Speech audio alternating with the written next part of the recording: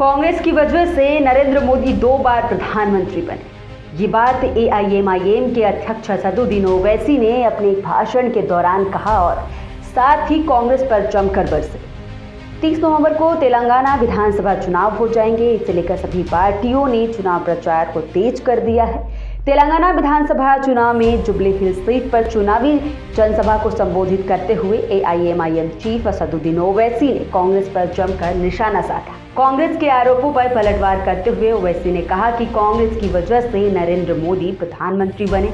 अगर कांग्रेस चाहती तो वो 2 बार प्रधानमंत्री नहीं बन पाते। हमने पीएम को तेलंगाना में रोके रखा है, उनको जीतने नहीं दिया। यहाँ पर हम पूरी तरह से मजबूत हैं। कांग्रेस आरोपों का जवाब देते हुए एआईएमआईएम चीफ ने कहा कि हम जहां जहां पर मजबूत स्थिति में हैं, कांग्रेस ने वहां पर अपने उम्मीदवार क्यों उतारे। उन्होंने कहा कि इसका साफ मतलब है कि इससे बीजेपी को फायदा होता है और बीजेपी सीट जीत जाती है। ओवैसी ने यह भी कहा कि अगर कांग्रेस वहां अपने उम्मीदवार नहीं उतारती तो बीजेपी जीत नहीं पाती। आगे की वीडियो में देखिए उन्होंने क्या कुछ कहा। कांग्रेस का यह सदर जिंदगी की शुरुआत आरएसएस से किया।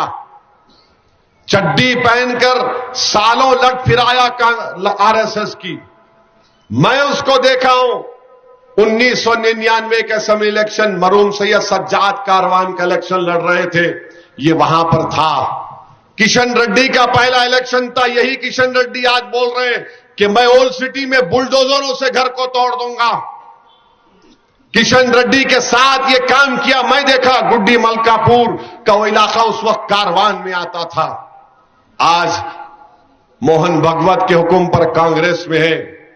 अभी एक वीडियो देखा महबूब नगर में, अच्चमपेट में। हमारे लोगों को भी चमचागिरी का बड़ा शौक रहता। वो सालार बोलते थे, मां से बढ़ के चाही पापा कुटनी कहलाई। लाके सर पे टोपी पहनाए उसको। आरएसएस अन्ना, इनका नाम आरएसएस अन्ना है। टोपी लाके सर पर बैठा, उन्हें टोपी उतार के ढकल दिया है। क्यों बेइज्जती करते अपनी? क्यों बेइज्जती करते अपनी?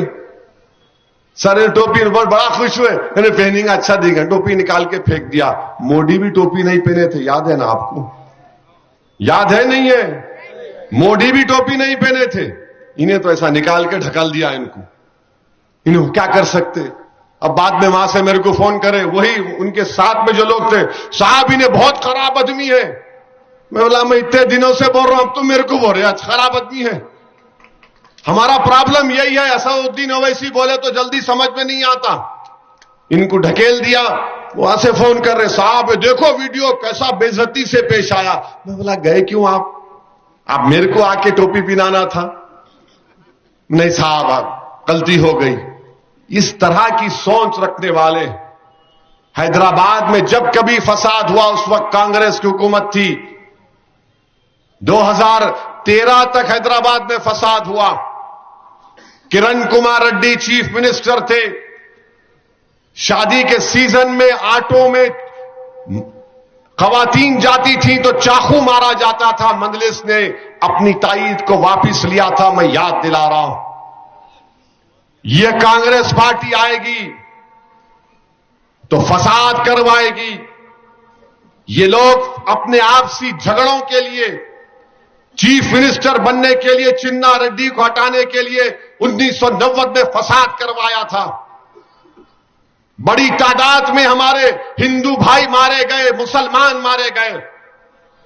याद रखिए, ये लोग अमन के दुश्मन हैं। इनका सदर आरएसएस का आज भी है।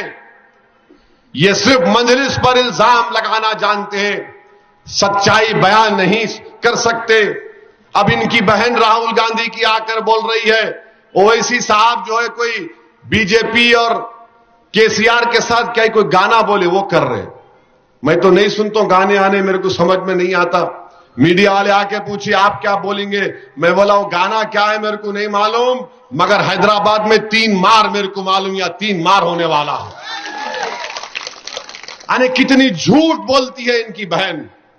400 सीट यूपी की जिम्मेदार थी, 1 सीट जीते, बीजेपी हुकूमत बना लिए। मुझ पे और शौकत पे इल्जाम। 400 सीट तुम लड़के 1 जीते। क्या हुआ तुमको जब तुम्हारा भाई अमेठी की सीट हार गया, मैं नहीं गया। दो दो मर्तबा अगर मोदी प्राइम मिनिस्टर बना तो कांग्रेस की वजह से बना। 2014 में 45 सीट, 2019 में कुछ 50 के ऊपर सीट, 520 सीट लड़के तुम 50 जीतते और उंगली उठाते असदुद्दीन ओवैसी पर। क्यों उंगली उठाते? क्या अख्तरुल ईमान बिहार के असेंबली में खड़े होकर गरीब और मजलूमों के इंसाफ की बात ना करें? पार्लियामेंट में 2 एमपी है, मगर मोदी आ रहे हैं, अमित शाह आ रहे हैं, राहुल आ रहे हैं, बहन आ रही है, मरकजी वजीर आ रहे हैं, और पूरे के पूरे आकर इनकी जबान से पहला लफ्ज क्या निकलता? MIM, MIM, MIM। फिर उसके बाद असदुद्दीन ओवैसी को दबा दबा के गाली देते। दो मुझे गाली, मुझे कोई फर्क नहीं पड़ता। तुमने मेरी गाड़ी पर गोलियां चला दी, कोई फर्क नहीं पड़ा। तुम गालियां दोगे, दो, कोई फर्क नहीं पड़ता। ये तो आका की सुन्नत है, गालियां सुनना। ताइफ का सफर, मक्के के वो दिन, ये सब हमको याद है। मगर जो लोग आज ये बातें कर रहे हैं, मैं उनको बता रहा हूं, नामपल्ली से तुम नहीं जीतोगे। इंशाअल्लाह ताला नामपल्ली से मंजलिस ही कामयाब होगी। नामपल्ली से मंजलिस ही कामयाब होगी। और माजिद हुसैन का, अभी मैं तकरीर में बोला कि माजिद में और कांग्रेस के उम्मीदवार में फर्क क्या है? फर्क यह है कि माजिद ग्रेजुएट है और माजिद अपने नॉमिनेशन फॉर्म में लिखे कौन से स्कूल में जाके पढ़े, क्योंकि उनकी अम्मा टीचर थी, अल्लाह उनको सेहत दे। इन्हों अपने नॉमिनेशन फॉर्म में यह भी नहीं लिख सके कौन से स्कूल में गए, कौन से स्कूल में पढ़े, वो भी नहीं लिखते। ठीक है, कोई बात नहीं, नहीं लिखना, नॉमिनेशन में लिखना था। माजिद हुसैन के पास बैंक अकाउंट है, इनके पास बैंक अकाउंट नहीं है, मगर बीवी के पास लोन है। अकेले ये मैं, आप इंटरनेट से डाउनलोड कर लो, आप, मैं झूठ नहीं बोल रहा हूं, इंटरनेट से डाउनलोड करके देख लो आप। और फिर उसके बाद बड़ी बड़ी बातें, मैं ये कर दूंगा, मैं वो कर दूंगा, मैं ऐसा कर दूंगा। अरे तो 3 मर्तबा शिकस्त खाए तुमने, नामपल्ली के लिए क्या किया? मैं आपको बता रहा हूं, नामपल्ली के जितने गवर्नमेंट के उर्दू स्कूल्स हैं, जाकर देखो आप। मंजलिस की तरफ से हमने वहां पे चेयर, टेबल, टॉयलेट बनाया, रंग कराया, उसको साफ कराया। पिछले 15 साल से मंजलिस से 2005 से मंजलिस उर्दू के गवर्नमेंट स्कूलों में एजुकेशन किट देती है। कहां थे ये लोग? अच्छा ये बताइए, कोविड में नजर आया है नमूना? कोविड के दौरान नमूना नजर नहीं आया। और कौन जाके खिदमत कर रहा था? महमूद, सरफराज, माजिद ऑक्सीजन के सिलेंडर ले जाकर गरीबों तक पहुंचा रहे थे। जब लोग अपनी जान को बचाने की फिक्र में थे, हम अब आवाम की जान को बचाने के लिए भाग रहे थे। 1200 ऑक्सीजन के सिलेंडर मंजलिस ने गरीबों में बांटे। खैर बहरहाल वक्त कम है, मैं आपसे सिर्फ यही गुजारिश करूंगा कि आप 30 नवंबर के दिन अपने घर से निकलिए, पतंग के निशान पर बटन दबाइए, मंजलिस को कामयाब करिए। इस नामपल्ली की सीट पर आज मैं कह रहा हूं, हमारे हिंदू भाई, हमारे दलित भाई, ओबीसी भाई सब हमारे साथ आ चुके हैं और इंशाअल्लाह ताला मजलिस को एक अजीमुशान कामयाबी मिलेगी। आप वोट डालिए खुदा के लिए, सुबह सुबह निकलिए अपने पूरे अफराद खानदान के साथ। इलेक्ट्रल कार्ड नहीं है, आधार कार्ड लेके जाइए, बैंक की पासबुक, फोटो, आपका पासपोर्ट, ड्राइविंग लाइसेंस फोटो के साथ लेकर जाइए।